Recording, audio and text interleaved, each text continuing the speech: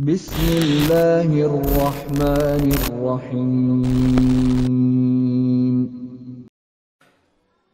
Nahmaduhu wa nasta'inuhu wa nastaghfiruh wa na'udzu billahi min shururi anfusina wa min sayyiati a'malina. May yahdihillahu fala mudilla lahu wa may yudlil fala hadiyalah. Asyhadu an la ilaha illallah wahdahu la syarika lah wa asyhadu anna Muhammadan abduhu wa rasuluhu la nabiyya ba'da ma ba'du. Raditu billahi rabba wa bil islam madina wa bi Muhammad nabiyya wa rasulah.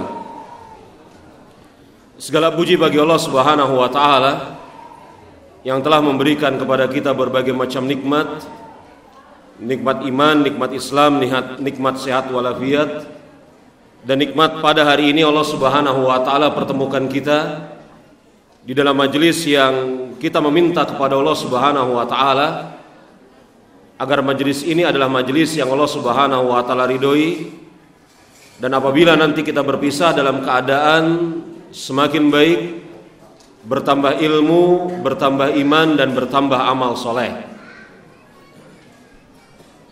Jemaah rahimani wa rahimakumullah, sebagaimana yang telah dimaklumkan, maka pada kesempatan hari ini insyaallah ta'ala kita akan membahas sebuah hal yang sangat penting yang terkait dengan etika bagi seorang pedagang muslim. Para ahli sejarah mereka bisa jadi berbeda pendapat kapan Islam masuk ke dalam negeri Indonesia ini. Ada yang mengatakan bahwasanya Islam masuk ke Nusantara itu pada masa kekhalifahan Ali bin Abi Thalib, semoga Allah Subhanahu wa taala meridhoi beliau. Kalau kemudian kita bayangkan bahwasanya Islam masuk ke Nusantara pada masa kekhalifahan Ali bin Abi Thalib, maka setidaknya agama Islam telah tersebar di negeri kita ini kurang lebih dari 1400 tahun. Tapi ada juga yang berpendapat bahwasanya agama Islam masuk ke Indonesia, Nusantara, itu sekitar abad 6 atau 7 Hijriyah, yakni baru sekitar 700 tahun yang lalu. Terlepas dari perbedaan pendapat ahli sejarah kapan Islam masuk ke Nusantara, tapi mereka semuanya sepakat Islam masuk ke Nusantara tidak lewat proses penaklukan ataupun peperangan, tetapi Islam masuk ke Nusantara lewat proses damai. Kalau merujuk kepada sebuah pendapat yang mengatakan Islam masuk ke Nusantara kurang lebih 600 atau 700 tahun yang lalu, yang dibawa oleh pedagang-pedagang khususnya dari negeri Yaman, Hadramaut lebih khusus lagi, yang mereka kemudian berdagang melewati jalur Gujarat, India, turun sampai ke Samudra Pasai, Aceh, Sumatera, Jawa. Maka kita mengetahui bahwasanya agama Islam tersebar di Nusantara itu bukan lewat proses peperangan, tapi lewat proses asimilasi kulturasi yang dibawa oleh para pedagang. Para pedagang kaum muslimin yang berasal dari Yaman, yang mereka melewati jalur Gujarat, Samudra Pasai, Sumatera, Jawa, kemudian menyebar ke seluruh Nusantara. Selain kemudian membawa barang dagangan berupa keramik, berupa alat-alat yang terbuat dari besi, berupa kemudian karpet. Bersamaan dengan itu juga mereka mencari hasil bumi yang memang merupakan hasil bumi asli dari negeri Nusantara Indonesia ini.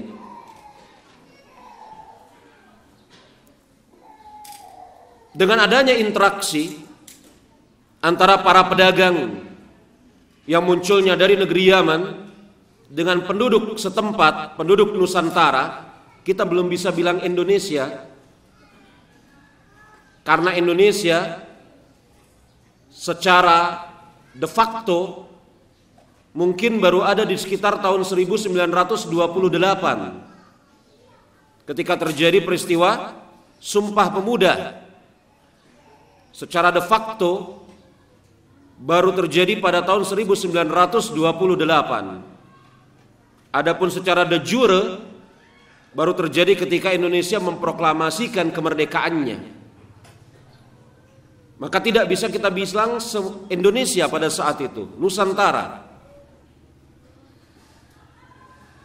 Maka terjadi interaksi antara pedagang-pedagang yang berasal dari tanah Arab dengan masyarakat setempat. Pedagang-pedagang selain membawa barang dagangan atas karunia Allah Subhanahu wa taala, Allah berikan juga kepada mereka kemampuan dan kesanggupan serta keinginan untuk menyebarkan agama Islam. Kemampuan, keinginan dan kesanggupan sudah barang tentu ini atas izin Allah Subhanahu wa taala untuk menyebarkan agama Islam. Maka mulailah kita mengenal satu persatu kerajaan yang ada di Nusantara ini, mulai dari rajanya dan diikuti oleh orang-orang yang berada di bawahnya, memeluk agama Islam yang tadinya mereka tidak beragama, bercorak animisme dan dinamisme. Kemudian mereka mulai memeluk agama Islam. Kita mengenal Samudra Pasai, kita mengenal kerajaan-kerajaan yang ada di pantai utara Pulau Jawa, yang kemudian mereka masuk Islam sudah barang tentu karena berada di jalur perdagangan pantai. Karena pantai adalah tempat yang lebih mudah untuk didatangi pada saat itu dibanding daratan yang agak dalam. Maka jemaah rahimani wa rahimakumullah, sudah barang tentu pilihan bagi orang-orang ini untuk masuk ke dalam agama Islam bukan pilihan yang sederhana, bukan pilihan yang mudah. Akan tetapi mereka berhadapan dengan lingkungan yang ada di sekitar. Kalau kita bayangkan situasi, keadaan pada saat tersebut, maka pilihan orang-orang ini untuk memeluk agama Islam bukan pilihan yang mudah, karena akan berbenturan dengan kepercayaan masyarakat setempat, bahkan akan berbenturan dengan keadaan lingkungan sosial. Akan tetapi jemaah rahimani wa rahimakumullah, ketika seseorang telah bersemi di dalam hatinya keislaman dan dia merasakan keislaman itu sebagai sebuah nikmat yang besar, maka siapa yang bisa kemudian menghilangkan nikmat tersebut? Begitulah yang dikatakan oleh Rasul alaihi salatu wassalam. Beliau mengatakan, salasun man kuna fihi wajada halawatal iman. Nabi kita Nabi Muhammad alaihi salatu wassalam bersabda, salasun, 3 kelompok manusia, man kuna fihi, yang ada pada diri mereka halawatal iman, rasa manisnya keimanan. Siapa mereka?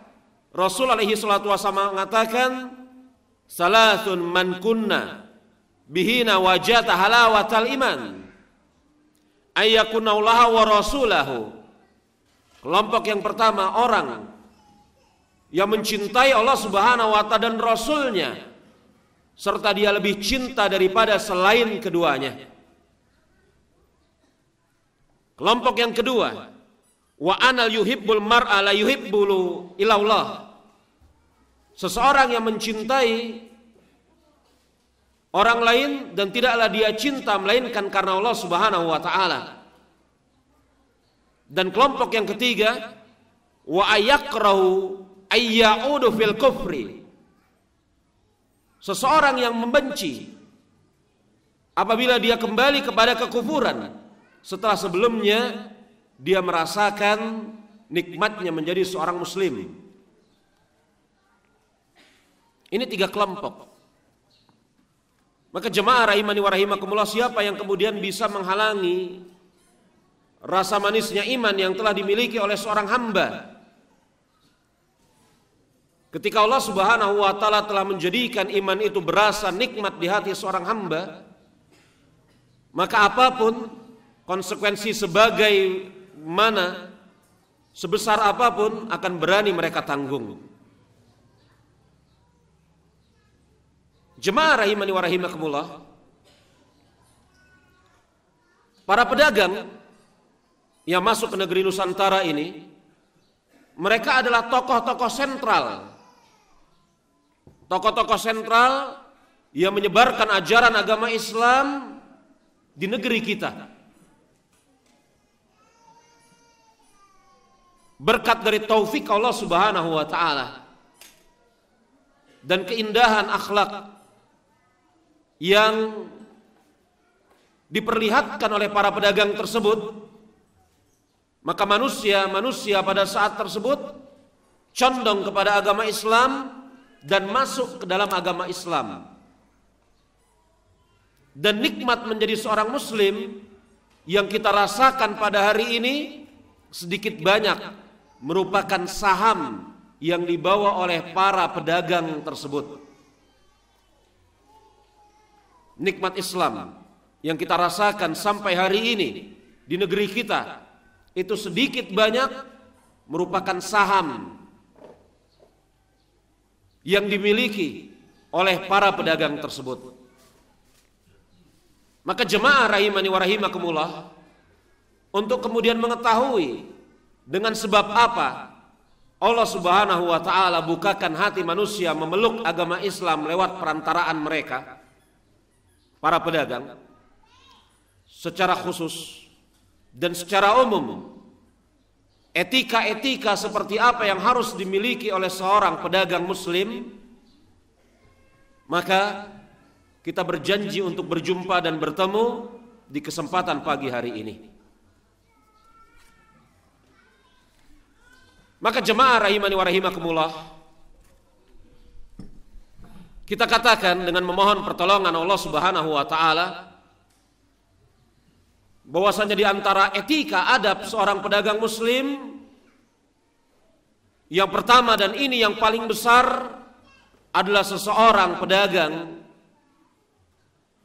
dia harus mengetahui bahwasanya dia diciptakan oleh Allah Subhanahu wa ta'ala dengan tujuan untuk beribadah kepadanya saja. Dia harus menyadari ini, bahwasanya Allah Subhanahu wa ta'ala menciptakan dirinya agar untuk beribadah kepada Allah Subhanahu wa ta'ala, mentauhidkan Allah Subhanahu wa ta'ala.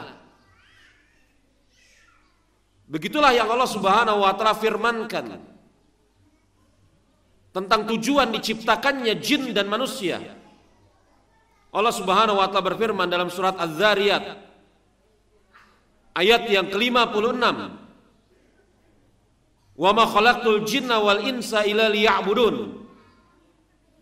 Dan tidaklah aku ciptakan jin dan manusia kecuali dengan tujuan agar mereka beribadah kepadaku saja.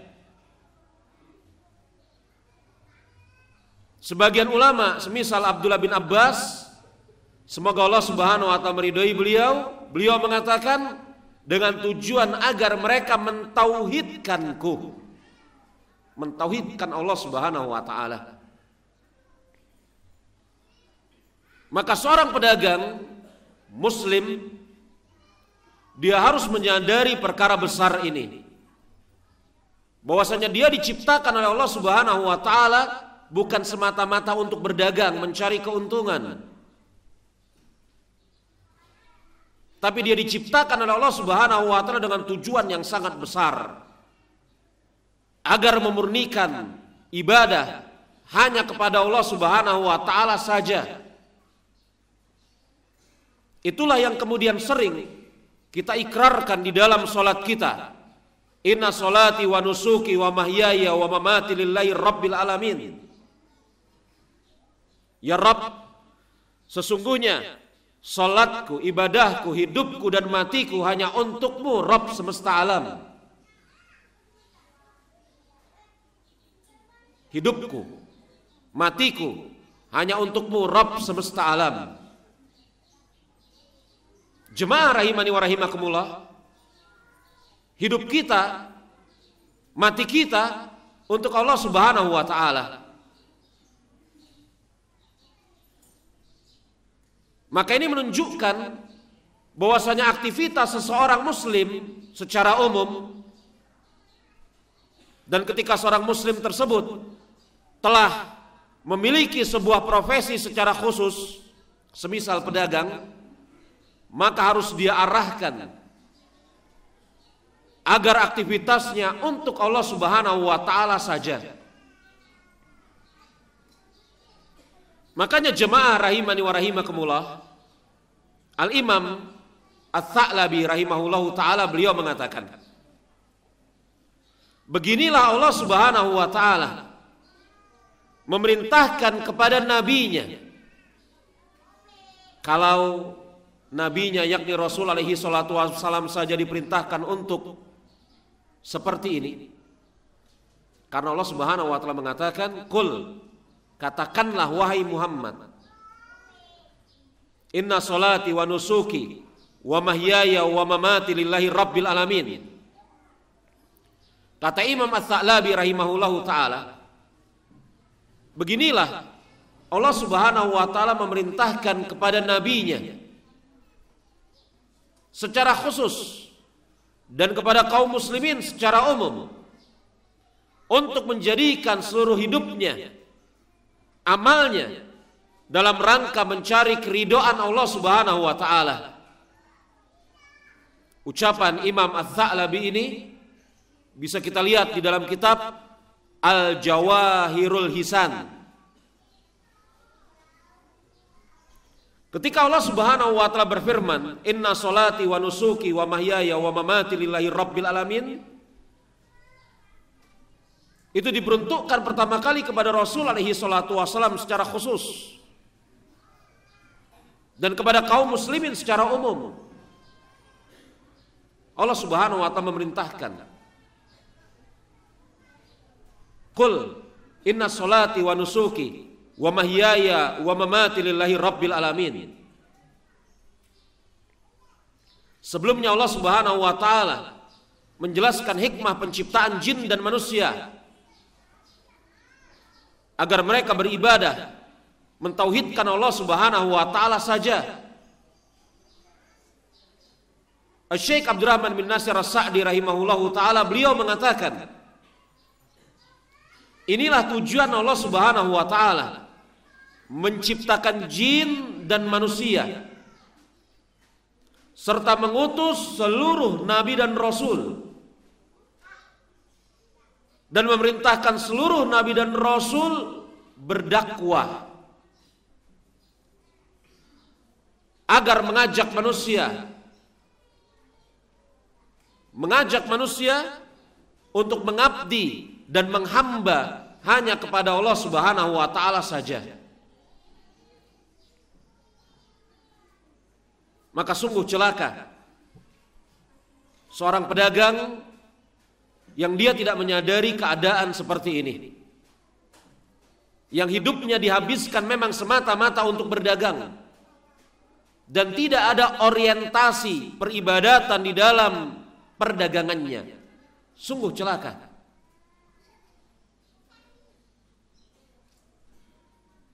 Maka jemaah rahimani wa rahimakumullah, sadarilah keadaan ini.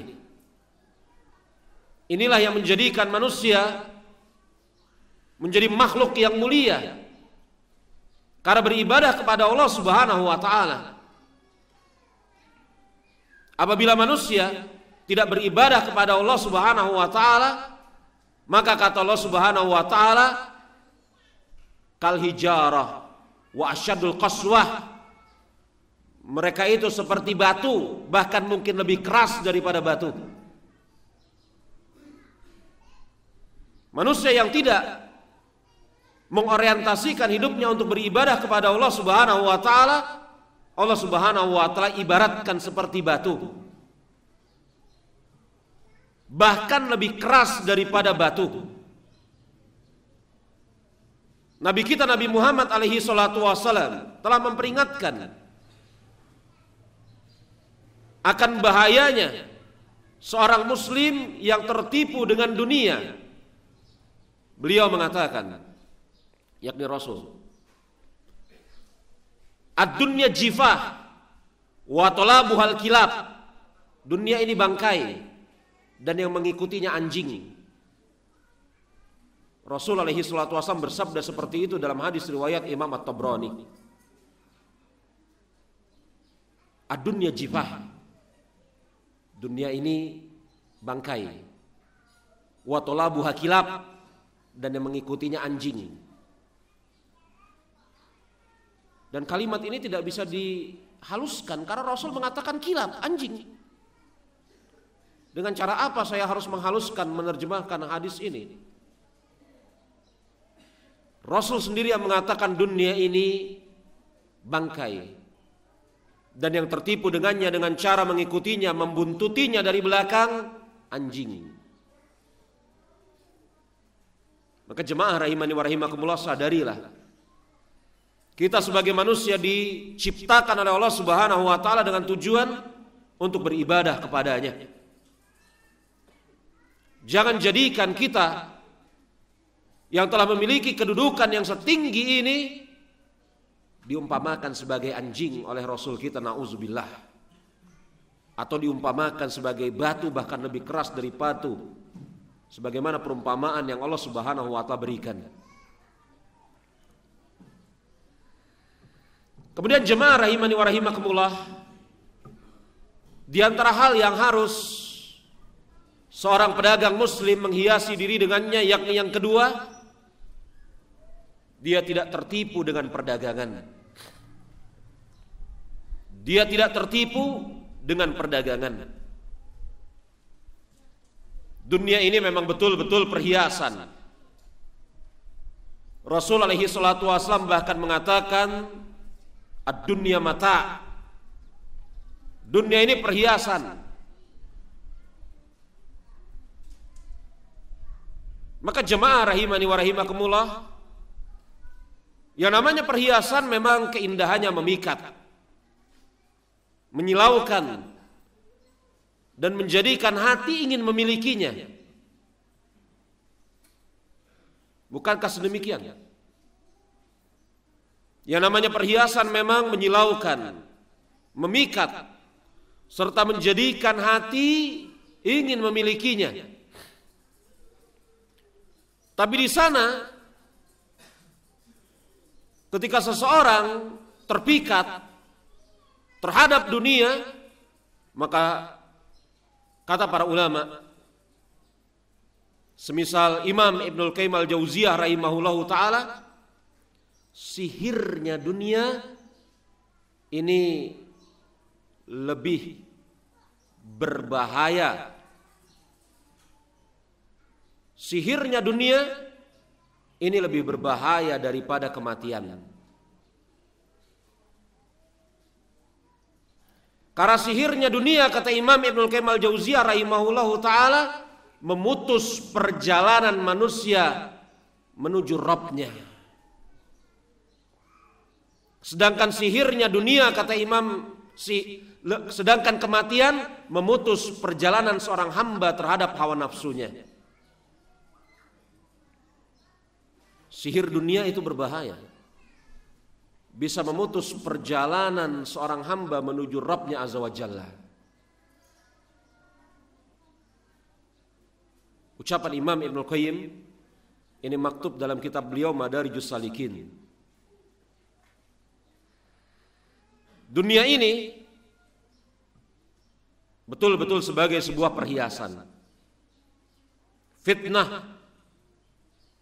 Maka jangan sampai kita sebagai seorang muslim secara umum, para pedagang secara khusus, tersihir dengan sihirnya dunia. Maka jemaah rahimani wa rahimakumullah, seharusnya seorang muslim, khususnya para pedagang, menjaga dirinya dengan sekuat mungkin agar tidak terjerembab ke dalam sihir dunia, tidak tertipu dengan dunia. Allah Subhanahu wa taala berfirman ketika mensifati para pedagang yang betul-betul para pedagang yang mencari keridhaan Allah Subhanahu wa taala dan kampung akhirat. Karena pedagang bermacam-macam jenisnya. Dan di sana ada para pedagang yang betul-betul mencari keridhaan Allah Subhanahu wa taala dan kampung akhirat. Allah Subhanahu wa taala mensifati mereka dalam surat An-Nur ayat ke-37. Rijalun la tulhihim tijaratun wala bai'un an zikrillah wa iqamis salati wa itaiz zakati. Para pedagang yang mereka tidak tertipu dengan perdagangan mereka, laki-laki yang tidak tertipu dengan perdagangan mereka. Allah Subhanahu wa taala mengatakan laki-laki yang tidak tertipu, tidak dilalaikan dari perniagaan mereka, tidak juga dari jual beli. Mereka tetap mengingat Allah Subhanahu wa taala, mendirikan salat, membayar zakat. Allah Subhanahu wa taala mensifatkan ada laki-laki yang tidak tertipu dengan perdagangan, tidak tertipu dengan jual beli. Mereka tetap mengingat Allah Subhanahu wa taala, menegakkan salat, mendirikan, mengeluarkan zakat. Maka jemaah rahimani wa rahimakumullah, hendaklah seorang pedagang muslim menyadari hal seperti ini. Dia harus memiliki keinginan untuk tidak kemudian melepaskan dari mengingat Allah Subhanahu wa taala walaupun hanya sekejap. Karena siapa yang kemudian melepaskan atau bertawakal kepada selain Allah Subhanahu wa taala walaupun hanya sekejap, maka dia berada di dalam keadaan yang sangat berbahaya. Karena Rasul alaihi salatu wasallam beliau mengatakan, barang siapa yang bertawakal kepada sesuatu, maka akan diserahkan urusannya kepada sesuatu tersebut. Maka jangan sampai seseorang muslim melepaskan urusannya walaupun hanya sekejap dari Allah Subhanahu wa taala. Dia harus senantiasa mengingat Allah Subhanahu wa taala. Bahkan Nabi kita Rasul alaihi salatu wasallam banyak sekali berdoa dengan doa yang sama-sama insyaallah taala kita maklum doa ini. La yukallinin nafsi tulfatu ayun. Ya Rabb, jangan engkau bebankan diriku untuk mengurusi urusanku walaupun hanya sekejap mata. Ya Rabb, jangan engkau bebani diriku untuk mengurusi urusanku walaupun hanya sekejap mata.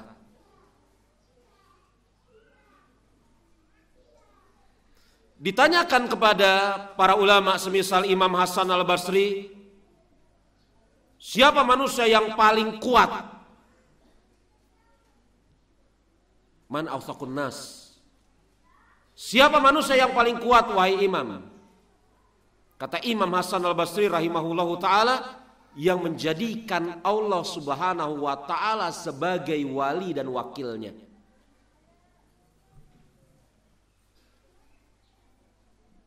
Maka jemaah rahimani wa rahimakumullah, kita sama-sama mengetahui bahwasanya rezeki di tangan Allah subhanahu wa ta'ala.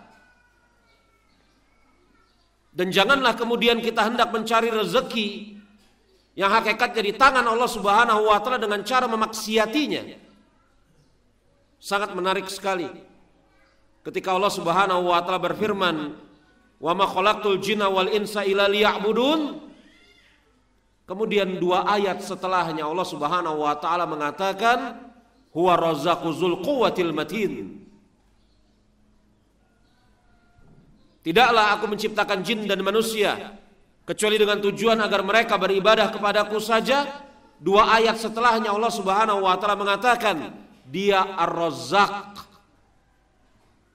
Dialah yang memberikan rizki. Dzul quwwatil matin, yang memiliki kekuatan lagi tidak mungkin tergoyahkan.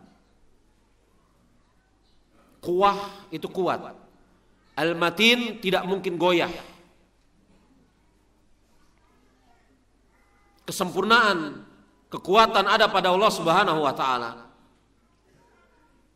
Allah subhanahu wa ta'ala memiliki rizki. Di tangannya lah rizki seluruh makhluk. Janganlah seseorang kemudian melupakan Allah subhanahu wa ta'ala, apalagi dia sebagai seorang pedagang yang dia sangat berhajat akan kemurahan dari Allah subhanahu wa ta'ala. Kita hakikatnya semua manusia berhajat akan kemurahan dari Allah subhanahu wa ta'ala. Kita ini fakir, dan Rabb kita yang kaya. Kita berhajat.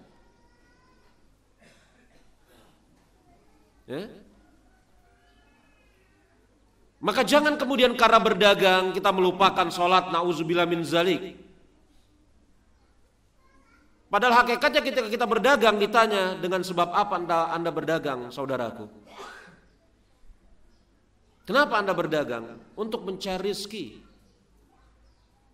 Di mana rizki itu ditempatkan? Dari siapa rizki itu bersumber? Dari Allah subhanahu wa ta'ala. Lalu mengapa engkau memaksiati Allah? Engkau mencari rizki, yang rizki itu di tangan Allah subhanahu wa ta'ala, yang dia mengatakan huwa razzaqu dzul quwwatil matin, tapi dengan melakukan kemaksiatan, dengan meninggalkan sholat, lalai dari mengingat Allah subhanahu wa ta'ala. Maka jemaah rahimani wa rahimakumullah, jangan ada terbayang di sisi sebagian kita akan kerugian-kerugian tertentu ketika misalnya seseorang menutup tokonya ketika datang waktu sholat. Dia bayangkan ketika dia menutup tokonya 10-15 menit, setengah jam, mulai kemudian dia aktifkan kalkulator di benaknya setengah jam. Ini kalau datang pembeli 3, masing-masing mendatangkan omset 100.000, berarti 300.000. Dia aktifkan itu kalkulator di otaknya. Maka dia meninggalkan sholat, atau dia mengerjakan sholat tidak tepat waktu. Ini sebuah kemaksiatan kepada Allah subhanahu wa ta'ala. Bagaimana mungkin kita mencari rizki yang ada di tangan Allah tapi dengan cara memaksiatinya? Mungkin akan ada yang mengatakan, manusia-manusia itu tidak taat kepada Allah, lalu kemudian rizkinya berlimpah ruah Allah subhanahu wa ta'ala berikan kepadanya. Maka jemaah rahimani wa rahimakumullah, hendaklah kita rubah sudut pandang kita tentang pemaknaan rizki. Bahwasanya rizki yang betul-betul merupakan rizki, ketika ditanya Umar bin Abdul Aziz, Semoga Allah Subhanahu wa taala meridhoi beliau, merahmati beliau. Rizki itu apa sih? Umar bin Abdul Aziz mengatakan, rizki adalah yang bermanfaat bagimu serta menunjang ketaatan untuk dirimu.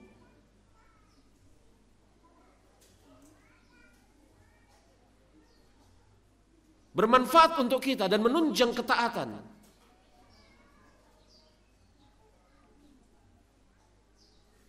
Sadarlah bahwasanya Allah Subhanahu wa taala telah menetapkan atas diri kita bagian rizki. Yang rizki itu tidak mungkin berkurang dengan sebab apapun, sebagaimana tidak akan mungkin bertambah dengan sebab apapun. Allah telah tetapkan itu. Nabi kita bersabda, ketika beliau menjelaskan manusia dalam proses penciptaannya, pada hari ke-120, 40 hari yang ketiga, kata Rasul alaihi salatu wassalam, summa yursalu malaku fayanfuhu fihi ruh. Kemudian Allah Subhanahu wa taala mengutus kepada bayi yang masih di dalam kandungannya tersebut malaikat yang meniupkan ruh. Wa yu'maru arba'i kalimati bikatbi. Dan kemudian malaikat tersebut atas izin Allah Subhanahu wa taala menetapkan atasnya 4 hal. Malaikat tersebut atas izin Allah Subhanahu wa taala menetapkan untuk bayi tersebut, manusia tersebut yang masih ada di dalam kandungan tersebut 4 hal. Apa kata Rasul alaihi salatu wassalam? Rizkihi wa ajalihi wa amalihi sa'id au sa'ik. Rizkinya, ajalnya, amalnya, dia menjadi orang yang berbahagia atau dia menjadi orang yang celaka. Rizki kita telah ditetapkan oleh Allah Subhanahu wa taala. Itu bagian yang Allah Subhanahu wa taala tetapkan untuk kita. Ditanya kepada Imam Fudail bin Iyad, mengapa engkau begitu tenang? Padahal manusia berlomba-lomba semenjak pagi buta pergi ke pasar-pasar. Apa kata Imam Fudail bin Iyad? Aku mengetahui rizkiku tidak akan mungkin bisa diambil oleh siapapun, karena rizkiku telah Allah Subhanahu wa taala tetapkan. Ucapan yang luar biasa dari Imam Fudail bin Iyad. Tapi Anda jangan berpahaman bahwasanya kalau begitu enggak apa-apa ya Ustadz, malas-malesan. Enggak, pembahasan kita belum selesai. Yang jadi madarat kalau Anda mendengar poin kedua ini, setelah ini langsung pulang, enggak menyelesaikan taklim, maka terbayang ya udahlah, rezeki kan telah Allah tetapkan, jadi tidak perlu berusaha. Nah ini bahaya ya. Maka di antara hal yang membahayakan bagi penuntut ilmu adalah mendengarkan keterangan yang tidak lengkap atau salah di dalam memahami keterangan. Kan begitu. Ini penyakit ini telah diwanti-wanti oleh para ulama, bahwasanya di antara hal yang membahayakan bagi penuntut ilmu mendengar keterangan yang tidak lengkap. Mendengar keterangan yang tidak lengkap itu sebabnya macam-macam. Bisa dengan sebab setelah disampaikan poin kedua dia pulang. Bisa ketika disebutkan poin kedua dia mendengar, pas disebutkan poin ketiga dia tertidur. Bisa ketika disebutkan poin ketiga dia mendengar, pas poin keempat dia lagi balas chatting WA.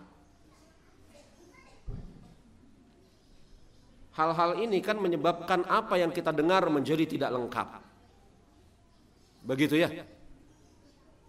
Tertidur, pulang sebelum waktunya, membalas chatting WA, scroll timeline di Facebook, sibuk begitu ya.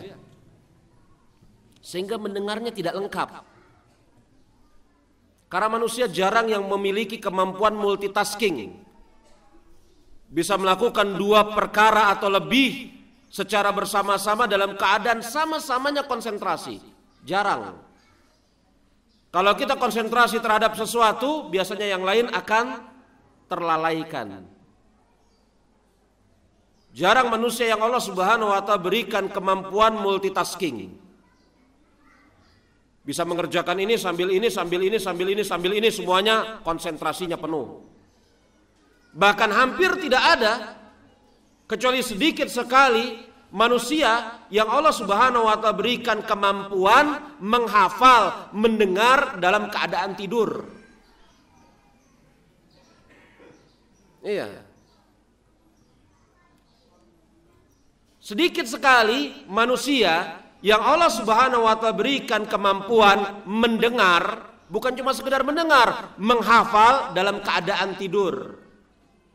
Di antara yang sedikit itu Imam Daraqutni. Pada suatu hari Imam Daraqutni tertidur dalam majelis ilmu. Temannya mengatakan, "Hei Imam," bukan Imam, sama-sama sahib. "Hei Daraqutni, engkau tertidur? Syekh kita menyampaikan 100 hadis, engkau dalam keadaan tertidur, engkau luput dari 100 hadis." Kaget Daraqutni, dibangunin. Kemudian Daraqutni mengatakan, "Saya dengar kok, dan saya hafal." "Hah, jangan bercanda," kata temannya. "Saya dengar dan saya hafal." "Jangan bercanda," kata temannya. "Iya, saya dengar, saya hafal. Kalau engkau tidak percaya, saya akan diktekan kepadamu." Maka Daraqutni memulai. Hadis pertama yang disampaikan oleh guru kita adalah ini. Hadis kedua, ketiga, sampai 100. Maka temannya tersebut sibuk membenarkan catatannya. Orang-orang berkumpul sibuk membenarkan catatan. Ini Daraqutni. Ngantuk, bahkan tertidur, mampu mendengar dan menghafal. Kalau kita kan enggak ya. Kita enggak itu. Ya, kita sudah melek aja enggak hafal. Maka jemaah rahimani wa rahimakumullah, jangan kemudian terbayang yang di benak kita, oh ini pelajaran kita ini mengajarkan agar kita tidak berikhtiar. Tidak. Yang hendak kita tanamkan di sini pada pembahasan poin yang kedua ini, adab etika yang kedua ini, yakni apa? Rezeki kita telah ditetapkan oleh Allah Subhanahu wa Ta'ala. Tidak ada yang mungkin untuk mencurinya. Kalau kemudian kita imani perkara ini, maka niscaya hati kita tidak akan sesak. Misalnya ketika ada saudara kita sesama muslim berjualan barang yang sama. Kadang-kadang terjadi keributan sesama saudara seiman muslim. Omset saya turun nih bos. Kenapa? Dia jualan yang sama. Dia salahkan temannya. Mulai kemudian dia hasut manusia. Dia kobarkan api kebencian manusia terhadap temannya. Terjadi macam-macam gara-gara ini asal muasalnya. Padahal tidak. Saudara Anda yang berdagang dengan dagangan yang sama di depan Anda atau di samping Anda, itu bagian rezekinya memang telah ada yang Allah Azza wa Jalla tetapkan. Kalau kemudian dengan sebab itu omset Anda turun, memang itu telah Allah Azza wa Jalla tetapkan di Lauhil Mahfuz. Sederhana itu saja. Harusnya seorang muslim beriman terhadapnya. Kok Anda ini santai sekali? Apa kata dia? Saya menyadari bahwasanya rezeki saya tidak akan mungkin diambil oleh siapapun, karena Allah Subhanahu wa Ta'ala telah menetapkannya di Lauhil Mahfuz. Ucapan Al-Imam ini tidak berlebihan. Bahkan Nabi kita Rasul alaihi salatu wasallam, beliau bersabda dalam hadis Jabir bin Abdullah radhiyallahu anhu, beliau mengatakan, bersabda Rasul alaihi salatu wasallam, ayyuhan nas ittaqullah wa ajmilu fit talab fa inna nafsan la tamut hatta tastawfi rizqaha. Hei manusia, kata Rasul alaihi salatu wasallam, perbaikilah, bertakwalah kalian kepada Allah, dan perbaikilah usaha kalian dalam mencari rezeki. Dan Rasul mengatakan, hai manusia, bertakwalah kalian kepada Allah dan perbaikilah usaha kalian di dalam mencari rezeki. Karena sesungguhnya manusia tidak akan mati sampai rezekinya yang telah Allah Subhanahu wa taala tetapkan habis. Jadi bagian rezeki kita sudah ada. Sudah ada. Dan kita tidak akan bakal mati sampai bagian rezeki kita memang sudah Allah Azza wa Jalla tetapkan. Inilah bagian akhir dari rezekimu, wahai hambaku. Maka di titik itu sudah habis rezekinya, matilah dia. Selama seseorang itu masih hidup, rezekinya masih ada. Maka jemaah rahimani wa rahimakumullah, kita jumpai di sini, ya, bahwasanya seorang pedagang muslim seharusnya dia tidak tertipu dengan dunia. Dia menyadari bahwasanya apa, dunia ini hanya semata-mata sebagai sebuah jembatan.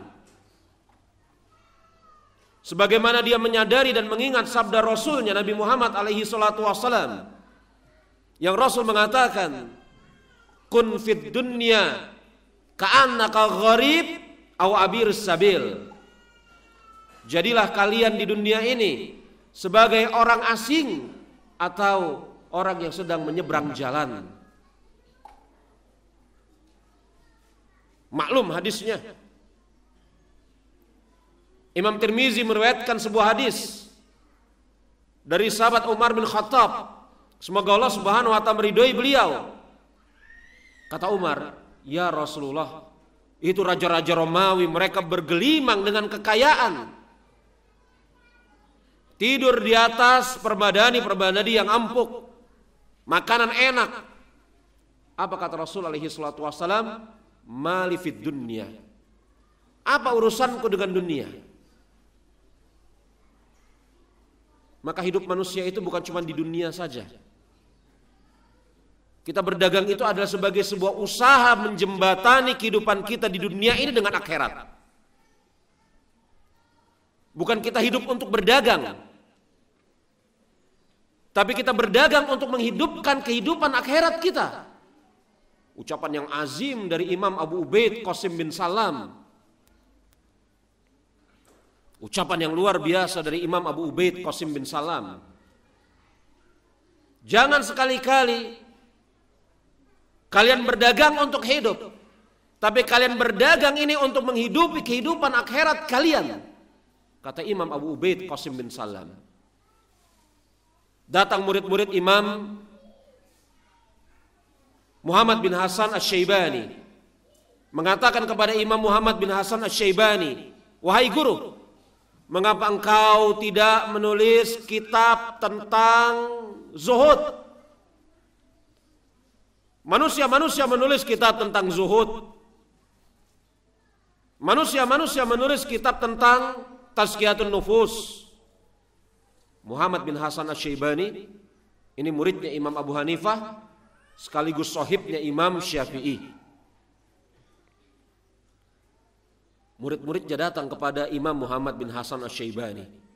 Hei guru, kenapa engkau tidak menulis kitab tentang zuhud? Kenapa mereka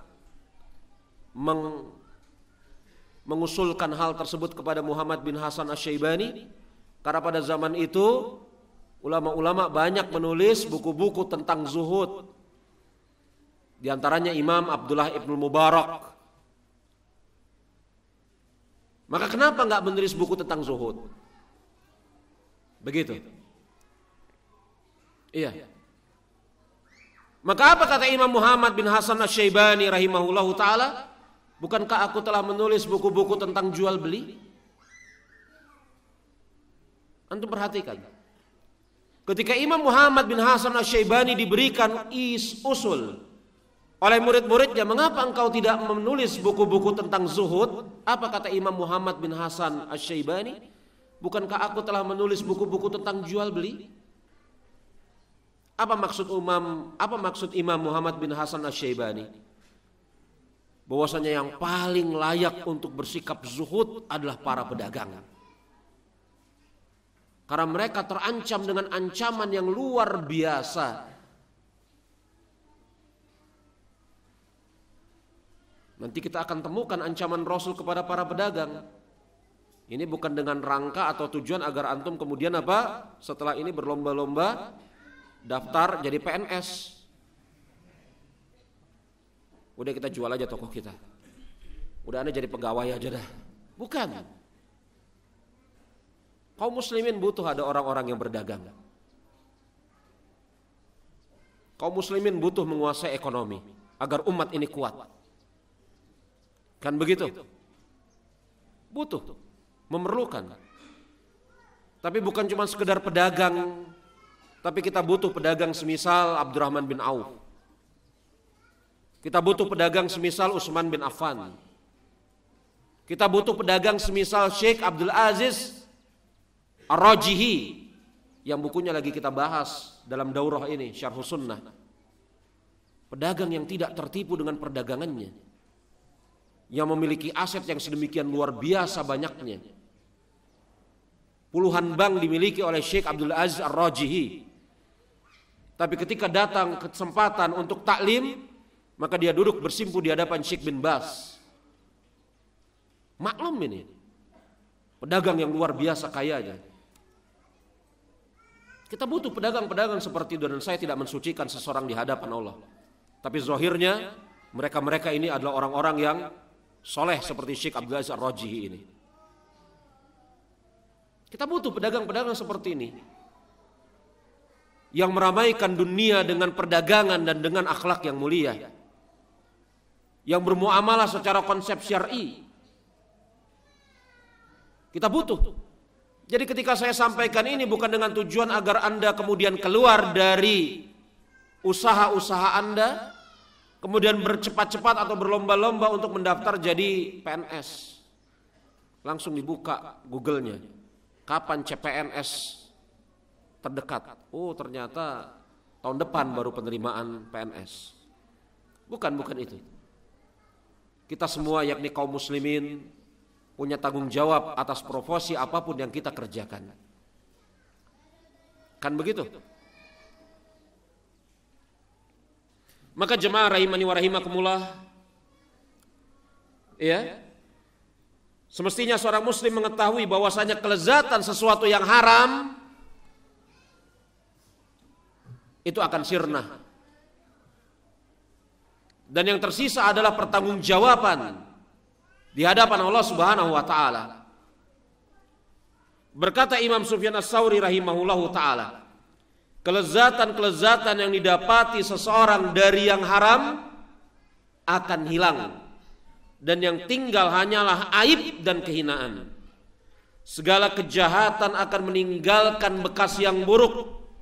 Sungguh tidak ada kebaikan yang berakhir, sungguh tidak ada kebaikan dalam kelezatan yang berakhir dengan siksa neraka. Tidak ada kelezatan, tidak ada kebaikan pada kelezatan yang berakhir dengan siksa neraka. Jemaah rahimani wa rahimakumullah, ya, seorang pedagang muslim seperti yang lagi sedang kita bahas yang kedua ini, poin yang kedua, dia tidak boleh tertipu dengan dunia. Dunia ini tidak berharga, sebagaimana yang diucapkan Rasul tadi. Bahkan Nabi kita Nabi Muhammad alaihi salatu wassalam, beliau mengatakan, "Lau kanatid dunya ta'dilu indallahi janaha ba'udah." Andai kata dunia ini harganya, andai kata dunia beserta seisinya ini seberat sayap nyamuk, niscaya Allah Subhanahu wa taala tidak akan memberikan dunia ini bahkan kepada orang kafir. Dunia ini gak ada harganya di sisi Allah Subhanahu wa taala. Andai kata dunia ini berharga. Rasul ditanya oleh para sahabat, "Ya Rasulullah, berikanlah kami gambaran tentang kenikmatan dunia dibanding kenikmatan akhirat. Para sahabat sering sekali mendengar kenikmatan akhirat, tapi kan akhirat belum pernah mereka lihat ya. Betul gak? Mereka minta kepada Rasul supaya Rasul alaihi salatu wasallam memberikan gambaran abstraksi. Apa kata Rasul alaihi salatu wasallam? Celupkan jarimu ke dalam air tersebut dan angkat. Dan engkau lihat, kata Rasul alaihi salatu wasallam, kenikmatan dunia adalah air yang menempel di jarimu, sedangkan kenikmatan akhirat adalah air yang tersisa di lautan tersebut. Kecil sekali. Jadi jangan korbankan akhirat untuk dunia. Makanya salaf kita mengatakan, bukan salaf kita ya, yakni para ulama mengatakan salaf kita mereka mengorbankan dunia untuk mencari akhirat. Adapun kalian ini mengorbankan akhirat untuk mencari dunia. Lalu bagaimana cara kami bisa mengatakan kalian orang yang berakal? Ucapan ini ucapan Imam Abdullah ibnu Mubarak. Orang-orang sebelum kita, kata Imam Abdullah ibnu Mubarak, mencari akhirat dengan mengorbankan dunia. Adapun kalian ini mencari dunia dengan mengorbankan akhirat. Lalu bagaimana saya bisa mengatakan kalian orang-orang yang berakal? Padahal Allah Subhanahu wa taala telah mengatakan apa? Wal akhiratu khairu wa abqa. Akhirat itu lebih baik dan lebih kekal. Maka jemaah rahimani wa rahimakumullah, perhatikan baik-baik masalah ini. Kemudian hal yang ketiga,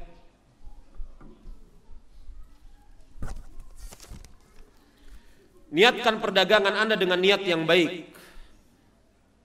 Niatkan perdagangan Anda dengan niat yang baik. Ya. Ini sebagaimana hadis yang maklum. Hadis Umar bin Khattab, semoga Allah Subhanahu wa taala meridhai beliau. Di mana Rasul alaihi salatu wasallam bersabda, innamal a'malu binniyat. Sesungguhnya amal-amal itu dengan niat. Maka niatkan perdagangan kita itu dengan niat yang baik. Mungkin bisa kita bayangkan niat yang baik dalam perdagangan itu apa? Niat yang baik untuk mencari rezeki yang halal. Niat yang baik untuk memudahkan kaum muslimin, tidak menyulitkan, menyusahkan mereka. Niat yang baik untuk kemudian bisa memberi nafkah kepada orang-orang yang wajib kita nafkahi. Niat yang baik untuk bersedekah, infak fisabilillah. Niat yang baik untuk haji, untuk umrah, untuk birrul walidain. Niatkan dengan niat-niat tersebut. Karena ketika seseorang berniat dengan niat yang baik, apa kata Rasulullah SAW? Innamal a'malu binniyat wa innamal likulli imri'in ma nawa. Dan sesungguhnya seseorang akan mendapatkan ganjaran sesuai dengan apa yang dia niatkan. Maka rugi sekali kalau kemudian kita berdagang niatnya betul-betul ingin cari duit. Uang itu sampingan. Tapi niatnya, hadirkan niat-niat seperti ini. Niatnya untuk memudahkan kaum muslimin. Niatnya untuk menguatkan fondasi ekonomi kaum muslimin. Niatnya untuk bisa memberi nafkah kepada orang-orang yang wajib kita nafkahi. Niatnya untuk bersedekah kepada orang tua. Dan itu hukumnya wajib bagi kita ini laki-laki. Birrul walidain bagi laki-laki hukumnya wajib. Sisihkan sebagian penghasilan kita untuk orang tua. Jangan khawatir. Jangan khawatir miskin ketika memberikan orang tua kita nafkah. Ya? didik istri kita untuk menerima itu. Anak kita juga kita didik agar mereka terbiasa melihat, oh ayahnya berbakti kepada kedua orang tua. Innamal a'malu binniyat. Menarik sekali Rasul alaihi salatu wasallam mengatakan binniyat dengan jamak. Yang menunjukkan bolehnya atas suatu amal dihadirkan niat yang banyak. Bukan cuma sekedar satu niat. Bukankah sedemikian? Kalau kita baca hadis Arba'in An-Nawawiyah, terutama penjelasan para ulama tentang hadis yang pertama, maka kita akan jumpai bahwasanya di antara faedah yang bisa kita petik dari hadis Arba'in yang pertama, bolehnya seseorang menghadirkan banyak niat atas sebuah amal. Begitu, bukan cuma satu. Hadirkan niat untuk ini, niat untuk itu, niat untuk ini. Hadirkan sekian banyak niat. Niat-niat yang soleh. Niscaya akan mendapatkan ganjaran dari Allah Subhanahu wa ta'ala. Jangan hadirkan niat-niat yang buruk ketika berdagang. Karena siapa yang niatnya bukan karena Allah Subhanahu wa ta'ala dan Rasulnya, apa kata Rasul alaihi salatu wasallam? Maka dia akan mendapatkan apa yang dia niatkan, tidak mendapatkan ganjaran dari sisi Allah Subhanahu wa ta'ala. Rugi sekali. Makanya kata Imam Sufyan ibnu Uyainah rahimahullahu ta'ala, sungguh sangat merugi seseorang yang lelah dan dia tidak bisa memetik buahnya. Bayangkan sudah lelah, sudah capek, dia tidak bisa memetik buahnya. Kemudian Imam Sufyan ibnu Uyainah menukil ayat amilatun nasibah, capek beramal tapi nggak bermanfaat. Ada ayat itu dalam surat apa? Al-Ghasyiyah. Amilatun nasibah, capek beramal tapi nggak bermanfaat. Capek dia berdagang tapi nggak membawa manfaat atas diri dia. Manfaat dunia apalagi manfaat akhirat. Hadirkan niat-niat yang baik. Makanya jemaah rahimani wa rahimakumullah. Iya. Di antara mungkin niat yang baik ketika seseorang itu berdagang seperti yang telah tadi saya isyaratkan adalah untuk menjaga dirinya dan menjaga keluarganya dari meminta-minta kepada manusia. Karena meminta-minta kepada manusia ini perkara yang amat buruk. Yang Rasul alaihi salatu wassalam beliau mengatakan, barang siapa yang meminta-minta kepada manusia tanpa ada keperluan, maka akan Allah Subhanahu wa ta'ala jadikan bertemu dengannya dalam keadaan wajah tidak memiliki sekerat daging pun. Na'udzubillah, keburukan yang amat buruk. Maka jemaah rahimani wa rahimakumullah, mungkin diantara tujuannya ketika seseorang berdagang adalah untuk menjaga dirinya dari meminta-minta kepada manusia. Ini sebagaimana hadis yang dikeluarkan oleh Imam Muslim dari sahabat Abu Hurairah, semoga Allah Subhanahu wa ta'ala meridhoi beliau. Beliau mengatakan bahwasanya Rasul alaihi salatu wasallam bersabda, la yakhdu ahadukum fayahtiba ala dhahrihi. Andai salah seorang dari kalian, kata Rasul alaihi salatu wasallam, pergi mencari kayu bakar. Andai kata salah seorang dari kalian pergi mencari kayu bakar dan memanggulnya di atas pundaknya. Memanggulnya di atas pundaknya. Fayatasaddaqa, yang dengan sebab itu dia bisa bersedekah. Wa yastaghni bihi minan nas, yang dengan sebab itu dia merasa cukup dari meminta-minta kepada manusia. Khairul lahu min an yas'ala rajulan, itu lebih baik daripada seseorang datang kepada manusia dan meminta-minta kepada manusia. Atau man au dzalik, itu lebih baik daripada dia datang kepada manusia, meminta-minta kepada manusia dalam keadaan dia diberi atau bahkan dalam keadaan dia tidak diberi. Makanya jemaah, ketika kemudian hadis ini sahih riwayat Imam Muslim, ketika ditanya, sebelumnya kita bahas dulu hadis ini.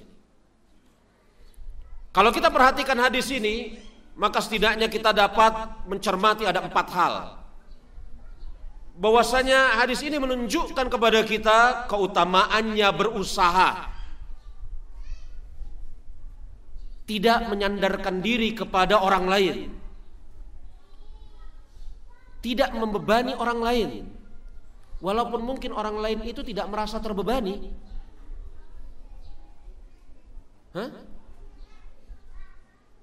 Saya rasa orang tua insyaallah ta'ala tidak ada yang kemudian merasa terbebani oleh anaknya.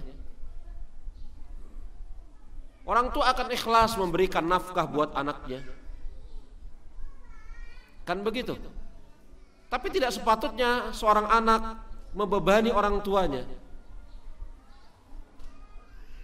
Maka hadis ini mengisyaratkan kepada kita apa? Keutamaan berusaha, yang dengan sebab itu dia tidak membebani orang lain. Dan lihat Rasul alaihi salatu wasallam mengatakan apa? Dia memanggul kayu bakar di atas pundaknya, fayatasaddaqa, dan dia bersedekah. Itu yang disebutkan Rasul pertama kali. Kenapa Rasul alaihi salatu wasallam tidak sebutkan misalnya dia menafkahi anak dan istrinya? Karena itu bawaan fitrah. Bukankah demikian? Bawaan fitrah, ketika seseorang mencari nafkah, maka fitrahnya untuk menafkahi anak istri. Ini tidak perlu disebutkan. Dalam makna apa? Tidak perlu diberikan penekanan pada kesempatan pertama. Justru banyak para pedagang yang lupa bersedekah, padahal usahanya alhamdulillah berlimpah ruah. Dia kemudian mempermainkan hitungan zakat. Dikit lagi sampai kepada haul atau nisab, dia sengaja kurangi. Hatinya merasa tenang, oh nggak kena ini zakat mal. Padahal dia sedang mengakali Rabb Azza wa Jalla, na'udzubillah. Bukankah orang-orang yang modelnya seperti ini takut? Bukankah orang-orang yang modelnya seperti ini harusnya takut kepada Allah Subhanahu wa Ta'ala? Karena dia sedang berusaha membuat makar kepada Allah, mengakal-akali Allah Subhanahu wa Ta'ala. Bukankah Allah Azza wa Jalla mengatakan wa makaru wa makarallah? Mereka itu berusaha membuat makar kepada Allah, Allah balas makar mereka. Bukankah begitu? Kemudian Allah Azza wa Jalla mengatakan apa? Wallahu khairul makirin. Kalian gak akan mungkin bisa menipu Allah, tapi Allah Azza wa Jalla yang akan menghancurkan kalian. Dan Allah sebaik-baik pembuat makar. Ada sebagian pedagang-pedagang yang tidak Allah Subhanahu wa Ta'ala berikan apa? Hati yang bersih. Menjelang haulnya, menjelang nisabnya dia kurangi supaya tidak bersedekah, tidak mengeluarkan zakat mal. Makanya Rasul alaihi salatu wasallam katakan wa yatasaddaqa, itu di urutan pertama. Di urutan pertama, agar menjadi sebuah rambu-rambu khusus bagi para pedagang. Kemudian dari hadis ini kita bisa mengambil pelajaran yang berikutnya. Rasul alaihi salatu wasallam mengatakan apa? Bersedekah, mencukupi kebutuhannya. Ini menunjukkan kepada kita bahwasanya di dalam tinjauan takaran mana yang wajib didahulukan, maka wajib didahulukan memulai dari orang yang menjadi tanggung jawab kita. Jadi yang wajib kita beri nafkah adalah orang yang menjadi tanggung jawab kita, dari anak kita, dari istri kita. Kan begitu. Dari orang tua kita wajib. Apalagi kalau kita ini laki-laki. Anak kita, istri kita, orang tua kita, itu kita lebih dahulukan. Terkadang na'udzubillah min zalik, sebagian laki-laki ini Masya Allah royal kalau sama teman-temannya, tapi ketika berhadapan dengan anak, istri, apalagi orang tua, maka sampai tingkatan pelit yang paling tinggi, syuh. Dalam bahasa Arab pelit itu bertingkat-tingkat. Bakhil itu di bawah suh. Ini pelitnya kelewatan. Na'udzubillah summa na'udzubillah. Maka jemaah rahimani wa rahimakumullah, lihat, perhatikan ini. Wajib atas kita mendahulukan orang yang menjadi tanggung jawab kita. Dan kemudian dari hadis ini kita bisa dapatkan pelajaran yang berikutnya, yakni yang keempat. Fungsi dari mencari rezeki, kata Rasul alaihi salatu wassalam, agar dia tidak meminta-minta kepada manusia, baik diberi ataupun tidak diberi. Menjaga harga diri, menjaga kehormatan. Maka jemaah rahimani wa rahimakumullah, Al-Hafidz Ibnu Rajab rahimahullahu ta'ala, beliau mengatakan, banyak hadis Rasul alaihi salatu wasallam yang memerintahkan untuk bersikap menjaga kehormatan dengan tidak meminta-minta kepada manusia dan tidak bergantung kepada manusia. Setiap orang yang meminta harta orang lain, niscaya manusia akan membencinya. Setiap orang yang meminta harta orang lain, niscaya manusia tidak suka dan akan membencinya. Kenapa? Karena secara fitrah harta adalah hal yang sangat disukai oleh jiwa seseorang, dan dia tidak suka apabila ada orang yang memintanya. Maka jemaah rahimani wa rahimakumullah, ini diantara etika yang harus kita miliki, yakni niatkan perdagangan itu dengan berbagai macam niat yang baik. Kemudian diantara etika yang lain, yakni etika keempat, tangguh dan tidak pantang menyerah. Tangguh dan tidak pantang menyerah.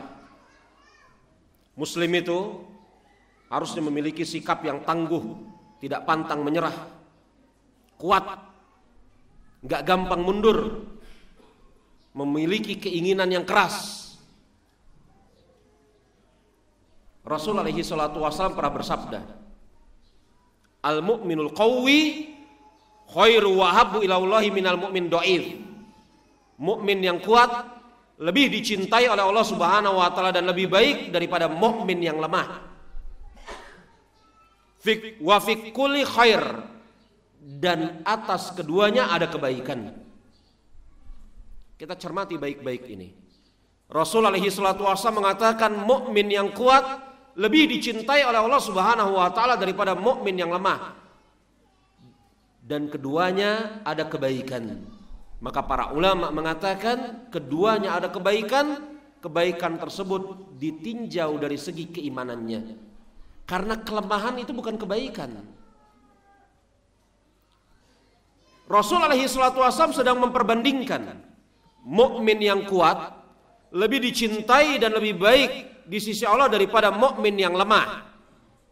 Berarti ada kesamaannya, ada perbedaannya.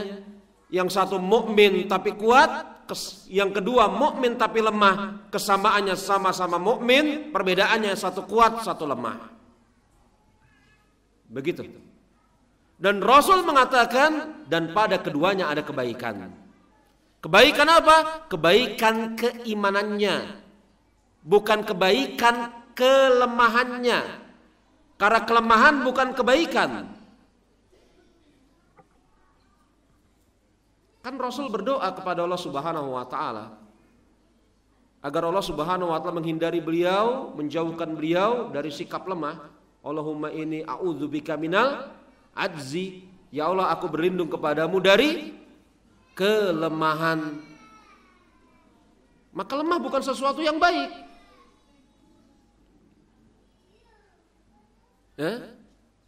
Yang baik itu adalah keimanannya sekaligus dia mukmin yang kuat. Maka seorang muslim seharusnya selain dia beriman, dia juga kuat. Keinginannya kuat, tidak pantang menyerah. Kuat di sana bisa, kata para ulama, kuat di sana bisa kuat fikriyah, bisa kuat jismiyah, bisa kuat fikiran, bisa kuat jasadnya. Fikirannya kuat, cerdas maksudnya. Jasadnya kuat, badannya sehat, maksudnya seperti itu. Ya? Maka seorang muslim harus mengusahakan dua hal ini, kekuatan fikir dan kekuatan jasmani. Maka jangan jadi seorang muslim, kalau bisa jangan jadi seorang muslim yang sakit-sakitan lah. Dikit-dikit ya Allah pusing, dikit-dikit ya Allah meriang, dikit-dikit sakit gigi. Jangan kayak gini. Berusaha untuk menjadi seorang muslim yang kuat secara fikir, kuat secara jasmani, kuat secara rohani.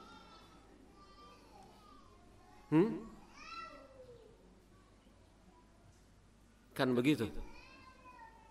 Rasul mengatakan mukmin yang kuat lebih dicintai oleh Allah Subhanahu wa taala daripada mukmin yang lemah, dan di atas keduanya seluruhnya ada kebaikan. Dan Rasul mengatakan, ihris ala ma yanfa'u wala ta'jas wasta'in billah. Ihris ala ma yanfa'u, bersungguh-sungguhlah kalian untuk menggapai sesuatu yang membawa manfaat untuk diri kalian. Wala ta'jas, jangan lemah. Wasta'in billah, mohon pertolonganlah kalian kepada Allah. Ini 3 rukun yang harus dimiliki oleh seorang muslim. Cermati penjelasan berikut ini. Rasul mengatakan ihris ala ma yanfa'u, bersungguh-sungguhlah kalian untuk menggapai sesuatu yang membawa manfaat atas diri kalian. Lihat, Rasul katakan yang membawa manfaat dunia akhirat, bersungguh-sungguh, jangan dibalik. Bersungguh-sungguhnya kepada perkara yang tidak membawa manfaat dunia akhirat, bahkan memadaratkan.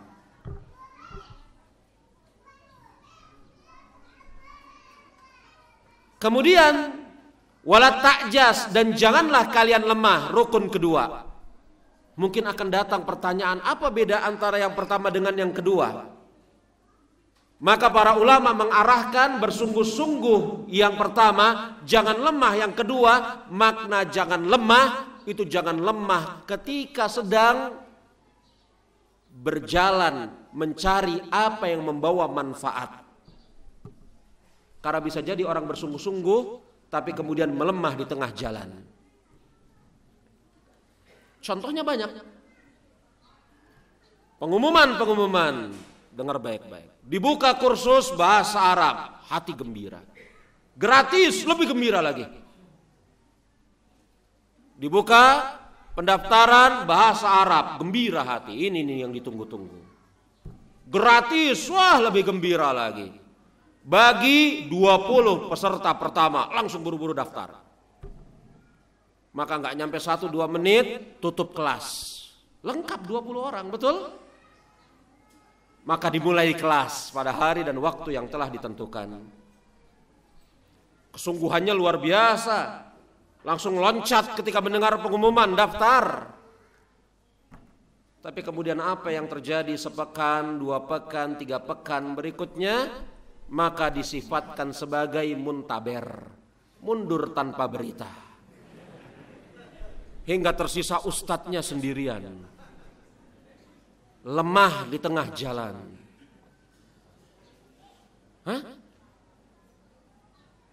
Kita itu sama-sama mengetahui manfaatnya mempelajari bahasa Arab. Ini sebagai contoh ya.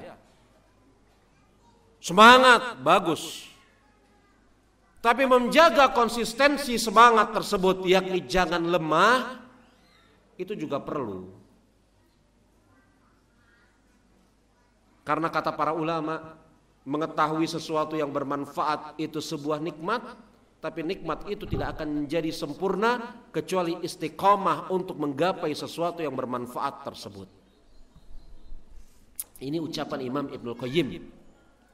Mengetahui sesuatu yang bermanfaat itu sebuah nikmat, tapi nikmat itu tidak akan menjadi sempurna kecuali dengan istiqomah menggapai sesuatu yang bermanfaat tersebut.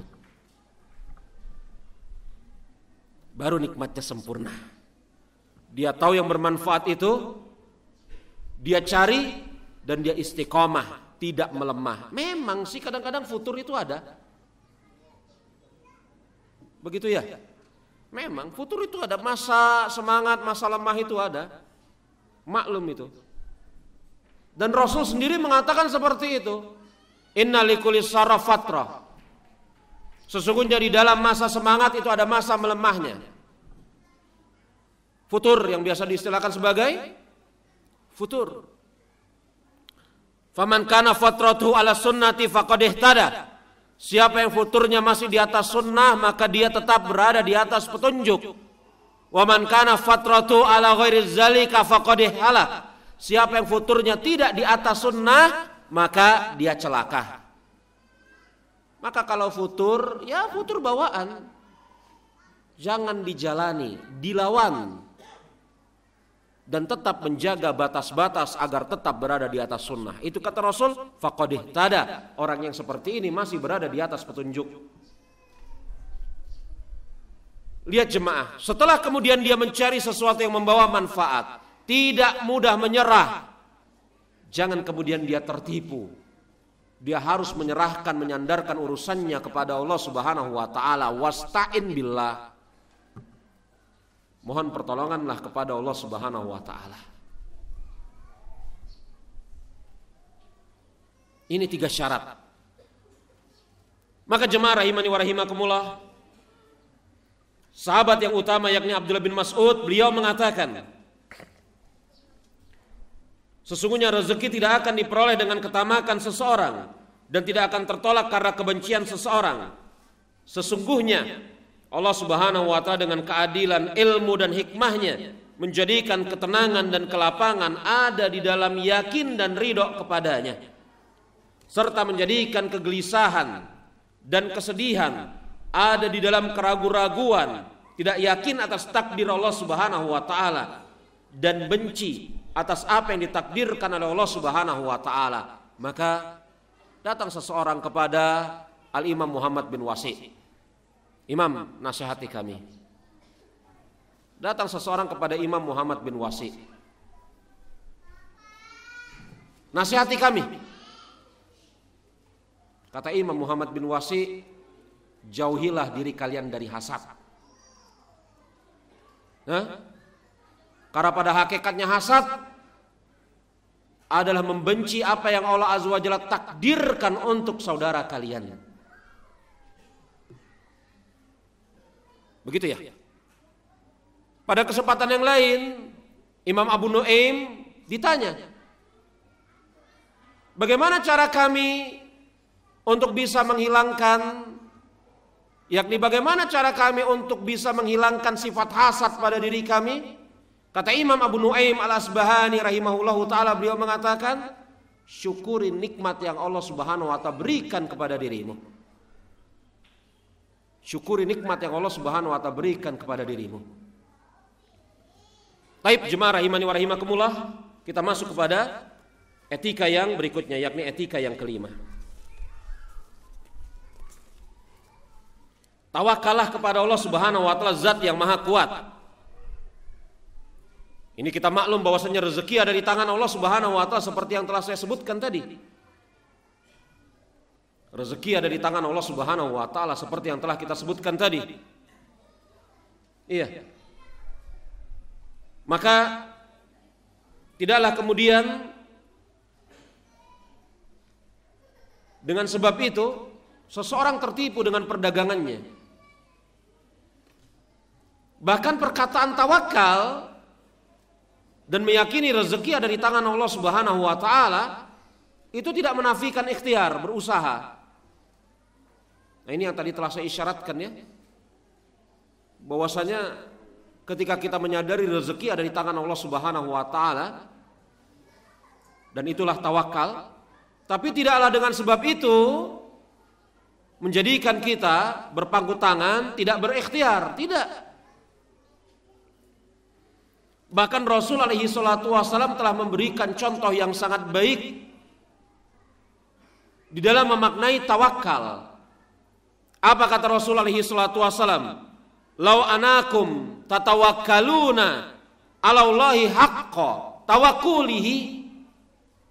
Andai kata ini kalian bertawakal kepada Allah Subhanahu wa ta'ala dengan sebenar-benarnya tawakal, andai kata kalian ini bertawakal kepada Allah Subhanahu wa taala dengan sebenar-benarnya tawakal, la razaqakum kama yarzuqut thaira, maka niscaya Allah Subhanahu wa taala akan memberikan rizki kepada kalian seperti Allah Subhanahu wa taala memberikan rizki kepada seekor burung yang pergi di pagi hari dalam keadaan perut kosong dan pulang di sore hari dalam keadaan perut telah terisi kenyang.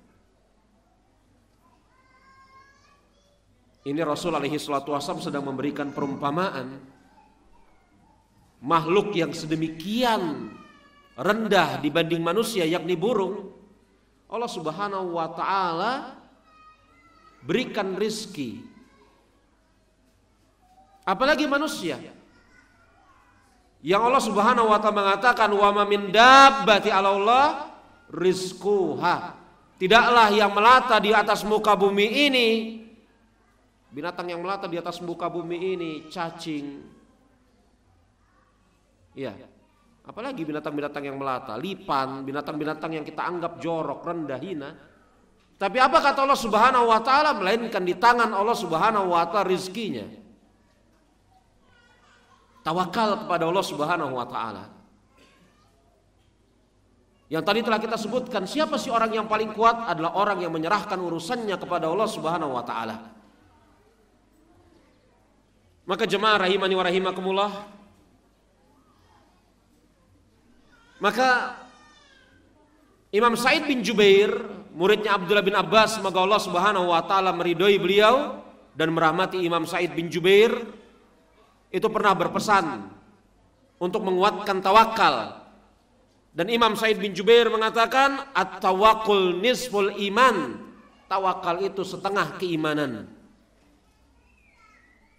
Tawakal itu setengah keimanan. Baik. Kemudian kita lanjutkan kepada etika atau adab yang keenam, modal utama bagi seorang pedagang muslim khususnya, bahkan bagi seluruh muslim adalah jujur. Karena seorang muslim tidaklah disifati suka berdusta. Bahkan Rasul alaihi salatu wasallam melarang seorang muslim untuk berdusta. Apa kata Rasul alaihi salatu wasallam?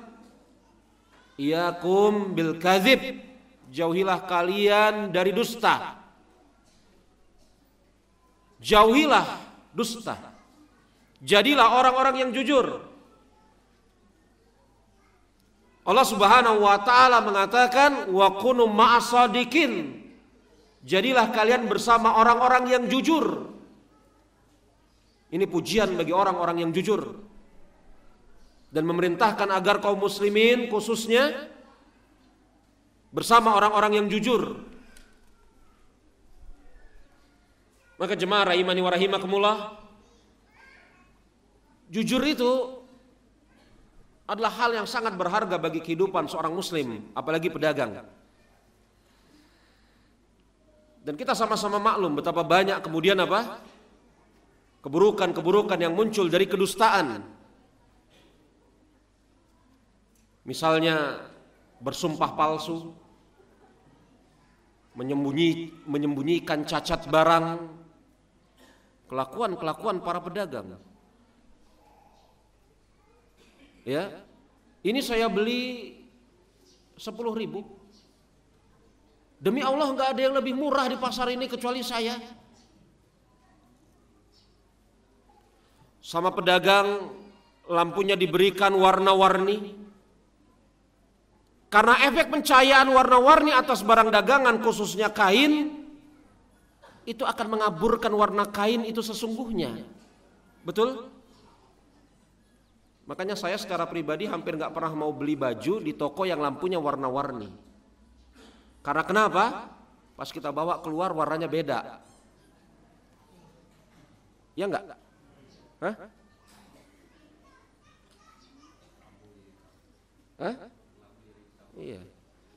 Pas kita bawa keluar, kok warnanya beda ya? Kenapa? Karena pencahayaan itu akan membawa pengaruh terhadap, dan itu memang disengaja. Sebagian pedagang ada yang sengaja melakukan hal-hal seperti itu, dan itu diketahui oleh Rasul alaihi salatu wasallam. bahwasanya di antara sifat tabiat para pedagang yang tidak jujur adalah yang seperti ini. Maka pada suatu hari Rasul masuk ke pasar. Ini Rasul masuk ke pasar ini. Kemudian Rasul alaihi salatu wasallam mengatakan, ya ma'asyirat tujjar, wahai para pedagang. Rasul masuk ke pasar, berteriak di dalam pasar, ya ma'asyiral tujjar, wahai para pedagang. Maka apa yang terjadi? Para pedagang, yakni para sahabat pada saat itu memanjangkan leher mereka, mengarahkan kepada arah suara, pengen melihat siapa sih yang bersuara itu. Oh, ternyata Rasul. Apa kemudian Rasul alaihi salatu wasallam mengatakan, inna tujjar yub'atsuna yaumal qiyamati fujjar. Para pedagang itu akan dibangkitkan oleh Allah Subhanahu wa taala pada hari kiamat dalam keadaan orang-orang yang fajir. Ini kalau kita lakukan di pasar, digebukin kita ini pada hari ini. Tapi sunnahnya memang dikerjakan di pasar. Karena Rasul masuk ke pasar. Rasul alaihi salatu wasallam masuk ke pasar sambil mengatakan, ya ma'asyiral tujjar. Maka para sahabat langsung memanjangkan leher mereka, mengarah kepada asal suara. Kemudian Rasul mengatakan, inna tujjar yub'atsuna yaumal qiyamati fujjar. Sesungguhnya para pedagang akan dibangkitkan nanti pada hari kiamat dalam keadaan sebagai orang-orang yang fajir. Alhamdulillah Rasul tidak sedang menghukumi secara umum, apalagi memvonis. Tapi Rasul alaihi salatu wasallam sedang memberikan peringatan agar para pedagang jangan bangkit nanti pada hari kiamat menjadi orang-orang fajir. Dengan cara apa? Kata Rasul, illa man taqa, kecuali orang-orang yang bertakwa, wa birra, dan dia berbuat baik, wa shadaqa, dan jujur.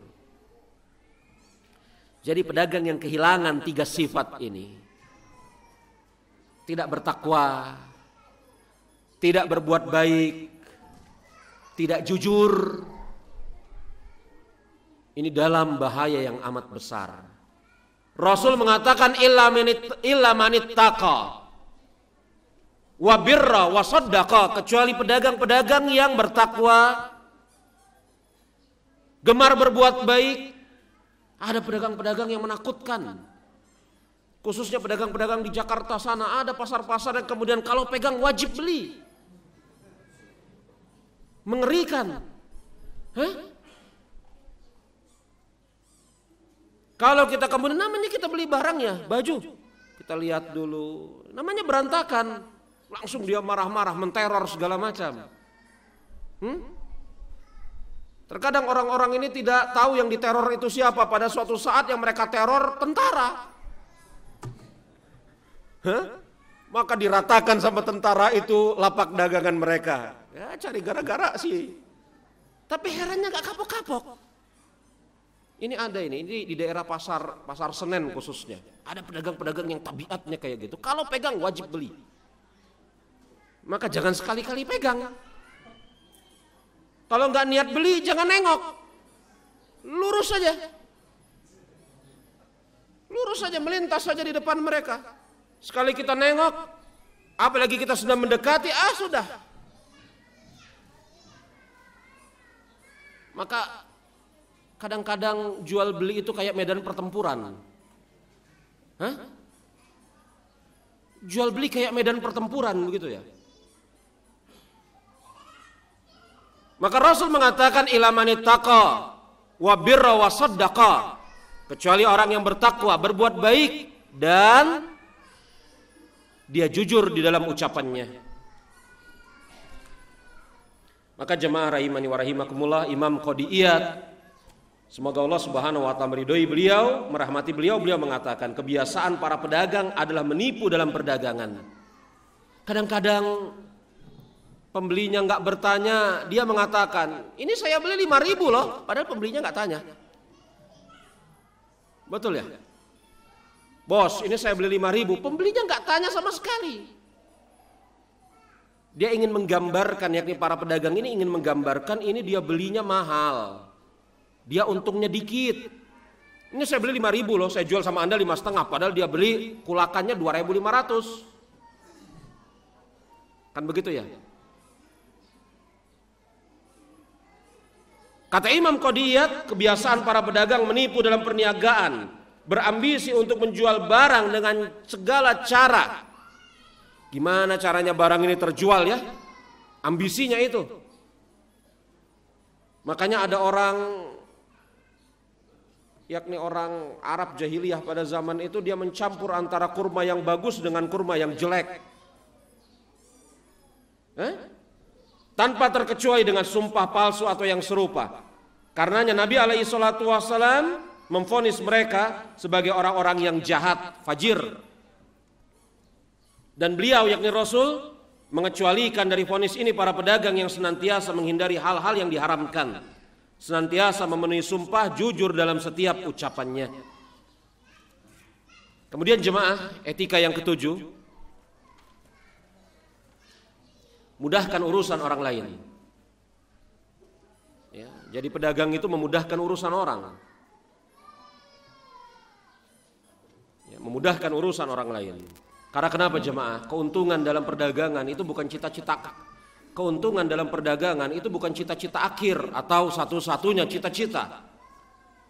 Tapi seorang muslim ketika dia berdagang, dia harus hadirkan niat diantaranya adalah untuk memudahkan urusan kaum muslimin secara umum, khususnya pembeli. Ada pedagang-pedagang yang betul-betul repot. Ini berapa sekilo? 15.000.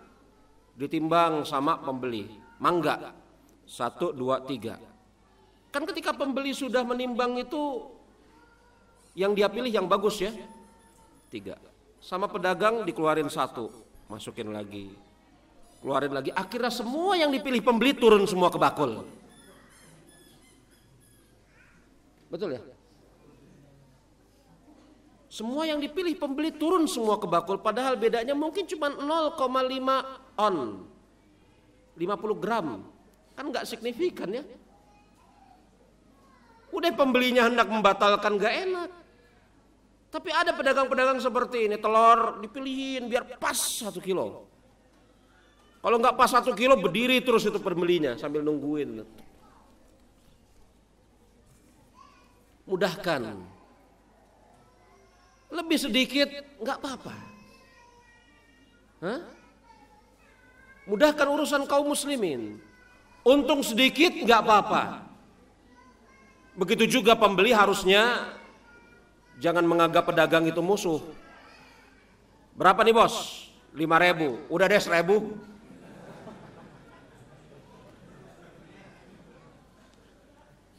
Menganggap pedagang musuh. Ini mak-mak nih biasanya kayak gini ya. Ini berapa bang? 5.000. 1.000 dah. Mak-mak biasanya kayak gitu ya. Pedagangnya sakit hati, ditawar 1.000 sakit hati pedagangnya. Ya Allah, begitu kan. Apalagi kalau pedagangnya adalah orang-orang yang kita maklum ya, bahwasanya membutuhkan. Karena ada pedagang yang memang dalam keadaan itulah mata pencahariannya, untungnya tidak seberapa. Jangan banyak nawar sama orang-orang yang kayak gini. Apalagi kita dianugerahi oleh Allah Azza wa Jalla rezeki yang berlimpah. Kita rezekinya berlimpah, alhamdulillah. Andai kata nggak berlimpah juga, alhamdulillah. Jadi ketika kita menghadapi ini berapa? 20.000. Boleh gak 50.000 3? Sudah bayar aja 60.000. Ini teman kita, saudara kita sesama muslim. Yakni apa? Itu maisah dia. Kan kita nggak pernah nawar. Ada cerita kita nawar di yakni minimarket. Kita bawa keranjang. Bahkan kita dikasih kembalian permen kita redok. Hah? Kita dikasih kembalian permen kita redok. 54.500. Harusnya kan gocap. 54.500. 500 peraknya kan harus balik ya. dicari itu sama kasir apa? Gak usah sebut merek deh. Kasir apa? Apa namanya? Minimarket. Nggak ada Pak 500-nya, boleh nggak ganti permen? Redo kita, coba sama saudara kita. Nggak ada, akhi 500, berdiri dia nungguin. Ente cari deh tukerannya. Fadol, ente cari tukerannya, berdiri aja nungguin. Kalau enggak apa, dia, berapa ini 500? Aneh ambil ini, yang diambil berapa? 3.000 harganya coba. Udah deh aneh ambil ini ya. Yang diambil 3.000 harganya, padahal yang kurang 500 coba. Coba ini kadang-kadang pembeli sama penjual sama-sama apa menganggap jual beli itu medan peperangan kali ya. Mudahkan urusan, nggak perlu banyak nawar, apalagi ini saudara kita sesama muslim. Hah? Saudara kita sesama muslim. Apalagi kalau kita lihat memang ini saudara kita memang betul-betul membutuhkan maisah, dia dari situ, anaknya banyak, sebelumnya istrinya banyak. Kan kita harus berpikir, istrinya banyak, anaknya banyak, ini kan butuh. Maka jangan banyak tawar, berapa? 20.000, ambil 3, gocap ya, jangan, bayar aja 60. Ya bukannya nawar nggak boleh, boleh nawar itu ya. Tapi juga jangan kelewatan, berapa? 5.000, seceng deh. Udah, susah ini ya, berapa nih bang 5.000? Udah bos, 1.000 aja deh. Akhirnya jatuh 2.500, sepakat 2.500 ya. Aneh ambil ya bonus. Minta bonus. Udah dari 5.000 tawar menawar jadi 2,5, selesai transaksi minta bonus. Di akhir tahun pas Ramadan datang lagi, bos, aneh kan langganan, mana THR? Astagfirullah. Pedagang-pedagang ngerasa ya ada yang model kayak gini ya. Mana THR bos? Maka sang pedagang mulai mereview setahun yang lalu. Dia ini baru belanja 3 kali ngaku pelanggan. Baru belanja 3 kali ngaku pelanggan. Di antara ketiganya itu nawarnya gila-gilaan. Udah deh, mudah aja, sahal dalam masalah jual beli. Orang-orang yang mempermudah dalam masalah jual beli itu didoakan oleh Rasul alaihi salatu wassalam. Rasul mengatakan, ya, rahimahullahu rajulan samhan izabaan wa izastara wa izastaqda. Semoga Allah Subhanahu wa taala merahmati orang. Semoga Allah Subhanahu wa taala merahmati seseorang yang senantiasa memberikan kemudahan ketika menjual, ketika membeli dan ketika menagih. Ya, hadis sahih riwayat Imam Bukhari.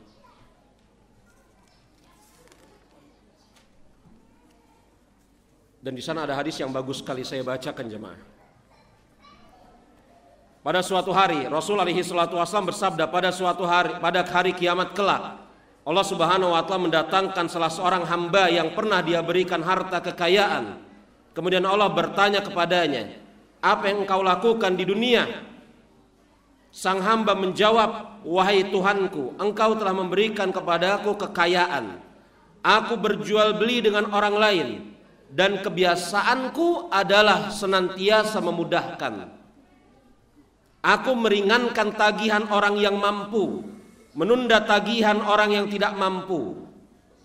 Kemudian Allah Subhanahu wa taala berfirman, "Aku lebih layak daripada hambaku ini, maka mudahkanlah urusannya." Lihat itu. Jadi seorang pedagang yang memudahkan urusan, mudah dalam menjual, mudah dalam menagih, mudah di dalam memberikan proses tawar menawar. Apa kata Allah Subhanahu wa taala nanti pada hari kiamat kelak? Aku lebih layak daripada engkau. Engkau saja memudahkan urusan orang, maka aku lebih layak untuk memudahkan urusanmu. Maka Allah Azza wa Jalla berkata kepada para malaikat, "Hei malaikat, mudahkanlah urusannya." Bukankah kita mau dimudahkan urusan kita oleh Allah Subhanahu wa taala nanti pada hari kiamat kelak? Lalu dengan cara apa agar kita dimudahkan urusannya oleh Allah Subhanahu wa taala pada hari kiamat kelak? Mungkin salah satu di antara caranya adalah mudah di dalam jual beli. Kemudian yang ke-8 atau yang terakhir ya jemaah, tunaikan rasa syukur kepada Allah Subhanahu wa taala. tunaikan rasa syukur kepada Allah Subhanahu wa taala. Perniagaan khususnya harta yang banyak itu rentan membuat seseorang lupa. Ya.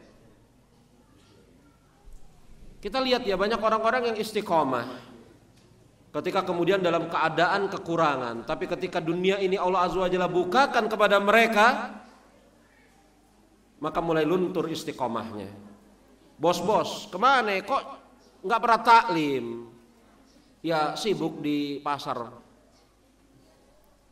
Diperhatikan, bukan sengaja memperhatikan ya, karena memata-matai saudara kita sesama muslim kan nggak boleh. Wala tajassasu, nggak boleh ya. Tapi dijumpai kok nih sohib kita ini masbuk terus ya. Bahkan buat jemaah baru namanya jemaah masbukiyah. Pas diinventaris jemaah masbukiyah ini apa? Para pedagang semuanya. Jemaah masbukiyah. Oh, tapi saya bersyukur sekali kepada Allah Subhanahu wa taala. Ya, bahwasanya banyak para pedagang yang ada di sekitar kita di Indonesia ini, khususnya di kota di mana saya ada yakni Jakarta, itu mereka memang betul-betul sudah berusaha untuk menjadi pedagang yang soleh atas izin Allah, dan saya tidak mensucikan seseorang pun di hadapan Allah.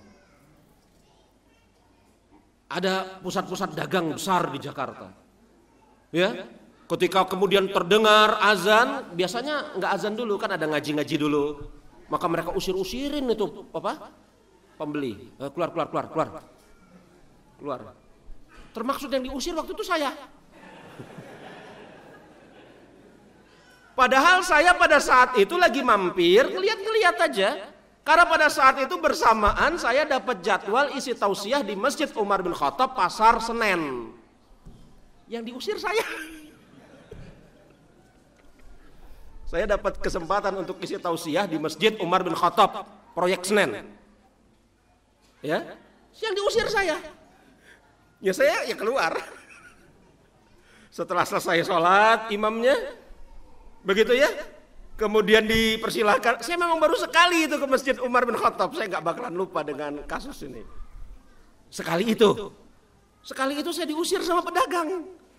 Tapi saya bergembira, Masya Allah, saya nggak tersinggung. Keluar Pak, dikit lagi sholat. Saya keluar. Saya tidak tersinggung sedikit pun juga, gembira hati saya. Saya pikir ini kan masih lama ini ya. Masih lama ini. Ngaji itu biasanya kan 15-20 menit sebelum azan. Masih lama ini. Saya mampir dulu ke toko-toko itu. Salah satu saya mampir, saya lihat ini bagus ini, yakni apa? Peci-peci. Ya, diusir saya sama pedagangnya. Pergi. Dengan logat Minangnya yang kental, Pak, ini udah dikit lagi sholat Pak. Keluar Pak, keluar. Ya, gembira tapi hati saya, Masya Allah kata saya. Udah saya keluar, naik saya ke atas. Kemudian apa yang terjadi? Setelah imam selesai salam, ada imam rawatib di sana, ada ustadz di sana, Ustadz Dani namanya, dia imam rawatib di Masjid Umar bin Khattab Pasar Senen. Alhamdulillah. Ustadz mempersilahkan saya maju. Saya lihat tuh orang ada di situ tuh.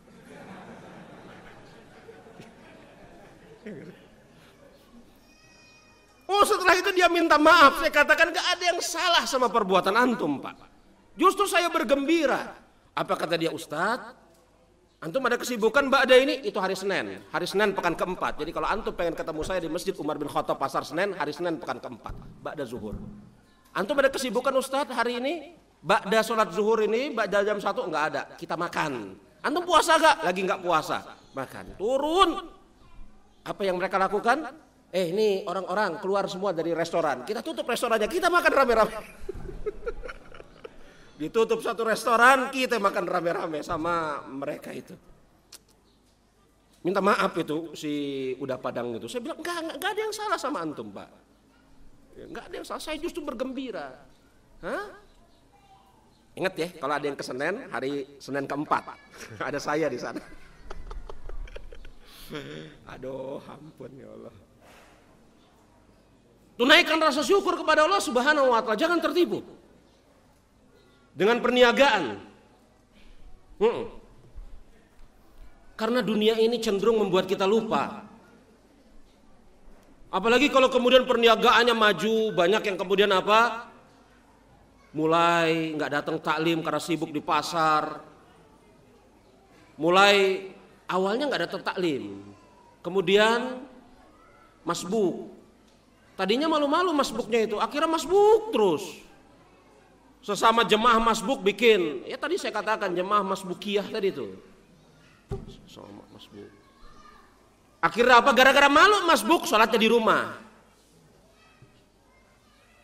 Ini tidak bersyukur atas nikmat yang Allah Subhanahu wa Ta'ala berikan kepadanya. Harusnya seorang muslim bersyukur, nikmat yang Allah berikan kepadanya harus dia syukuri. Karena itu akan ditanyakan oleh Allah Subhanahu wa Ta'ala. Rasul kita Nabi Muhammad alaihi salatu wasallam mengatakan, la tazzalu qadama abdi yaumal qiyamah hatta yus'alu anil umrihi fima afnah wa an ilmihi fima amalu wa an malihi min aina tasabahu wa fima anfaqahu wa an jismihi fima ablah. Tidaklah bergerak kaki seorang hamba melainkan atasnya ditanya 4 perkara. Yang pertama tentang umurnya, dipergunakan untuk apa? Yang kedua tentang ilmunya, apa yang dia amalkan? Yang ketiga tentang hartanya, dari mana dia mendapatkan? Apakah dari cara yang haram atau dari cara yang halal? Kemudian wabima anfaqahu, dia keluarkan kemana hartanya ini? Apakah dia keluarkan untuk ketaatan atau dia keluarkan untuk kemaksiatan? Maka atas harta ditanya 2, dari mana dapat, dipakai buat apa? Dan tubuhnya, lelah letihnya dia gunakan untuk apa?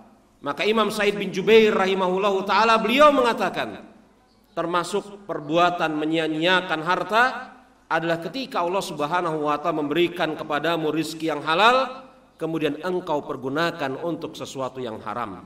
Na'udzubillah, summa na'udzubillah. Baik jemaah rahimani wa rahimakumullah, ini yang bisa saya sampaikan pada kesempatan hari ini. Dan sebentar lagi, ini berapa menit lagi waktu zuhur? Hah? Sudah masuk? Hampir masuk. Ya, sepertinya kita tidak bisa bertanya jawab, ya. Dan mudah-mudahan yang kita bahas pada kesempatan hari ini membawa manfaat. Yang benar datangnya dari Allah Subhanahu wa Ta'ala, adapun kesalahan datangnya dari diri saya pribadi, Allah dan Rasulnya berlepas dari kesalahan saya, dan saya mohon ampun kepada Allah Subhanahu wa Ta'ala. Subhanakallahumma wa bihamdika asyhadu an la ilaha illa anta astaghfiruka wa atubu ilaik. Alhamdulillahi rabbil alamin. Assalamualaikum warahmatullahi wabarakatuh.